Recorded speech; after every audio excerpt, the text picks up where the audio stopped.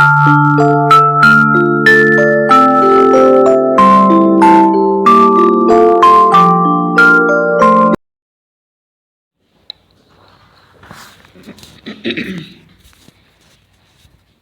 ईश्वर द्वारा बनाए गए ज्ञान के रूप में लिया गया है। वेद ज्ञान विज्ञान का अथाह भंडार है जिससे मनुष्य की हर समस्या का समाधान मिलता है।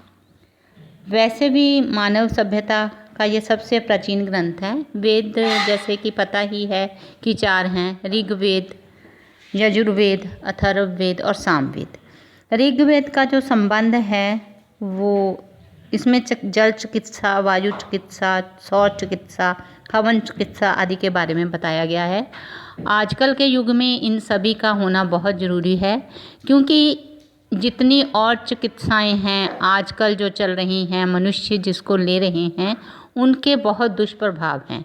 अगर हम ये ऋग्वेद की चिकित्साओं के हिसाब से चलेंगे तो इसमें कोई भी साइड इफ़ेक्ट नहीं होगा, जैसे कि जल चिकित्सा का करना, वायु चिकित्सा का करना, हवन चिकित्सा का करना आदि। और यजुर्वेद है, इसको गतिशील वेद कहा गया है। इसमें बताया गया है कि यज्ञ की क्या विधियां हैं, हमें किस प्रकार यज्ञ करना चाहिए, क्योंकि आजकल का जो समय है हमारा पर्यावरण इतना खराब हो चुका है, उसको साफ सुथरा करने के लिए आज के समय में हमें यज्ञों की आवश्यकता है।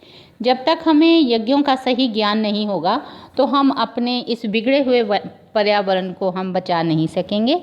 इसलिए यजुर्वेद का हमें ज्ञान होना भी बहुत आवश्यक है। उसके बाद एक है सामवेद। सामवेद है सौम्यता और उपासना का, कि इसमें कैसे हमें सविता, अग्नि, इंद्र देवताओं आदि की उपासना करनी चाहिए। और लास्ट है अथर्ववेद। अथर्ववेद ज्ञान में, कर्म ज्ञान में श्रेष्ठ है।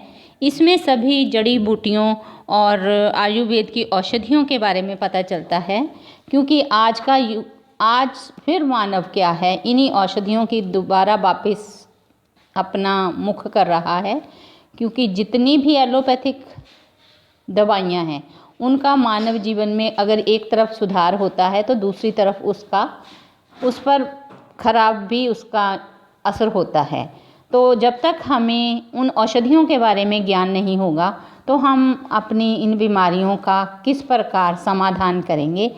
तो अथर्ववेद में ये बताया गया है कि किस बीमारी के लिए किस औषधि का प्रयोग करना चाहिए। इसलिए हमें इन वेदों का पढ़ना बहुत ज़रूरी है, जो हमारे लिए लाभप्रद भी है आजकल के समय में।